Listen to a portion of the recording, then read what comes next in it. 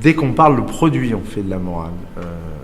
Heureusement, la santé n'est pas touchée de manière totale par la morale. Mais en matière de consommation, on est dans l'idéologie et la morale, et depuis toujours, c'est pas nouveau. J'ai travaillé dans le secteur de la dictologie, on est encore sous la loi de 70 pour la consommation de cannabis, par exemple. Cette loi de 70, elle dit simplement qu'il faut mettre en prison les consommateurs. Heureusement, la justice ne l'applique pas, mais on en est là. Enfin, en tout cas, ça prouve bien que... Et puis, n'importe quel politique voudrait toucher à cette loi de 70, il est décapité en place publique immédiatement, c'est intouchable. Donc oui, on est dans la morale, y compris dans l'alcool. Vous parlez d'hygiénisme. Oui, c'est de l'idéologie complètement contre-productive pour au moins deux raisons.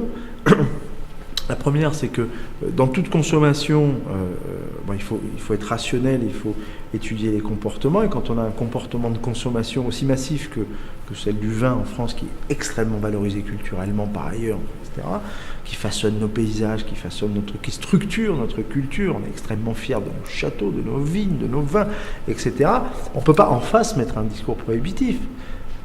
C'est complètement aberrant et contre-productif. On ne peut pas dire à des générations et des générations, regardez ces magnifiques paysages, regardez ces vignes extraordinaires, regardez ce savoir-faire que nous avons, regardez cette excellence, regardez ce privilège d'habiter dans la région bordelaise ou en Bourgogne, je ne sais pas quoi, tout le monde nous l'envie, et au bout du compte de dire, oui mais par contre, le produit qui sort de là, le vin, c'est le diable.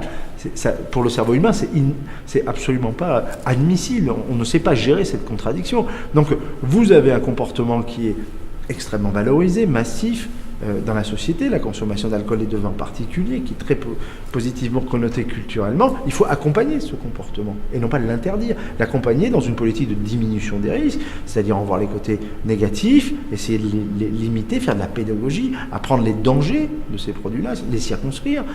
C'est une évidence. Mais non, on est dans la morale et la morale passe par la prohibition et l'interdiction.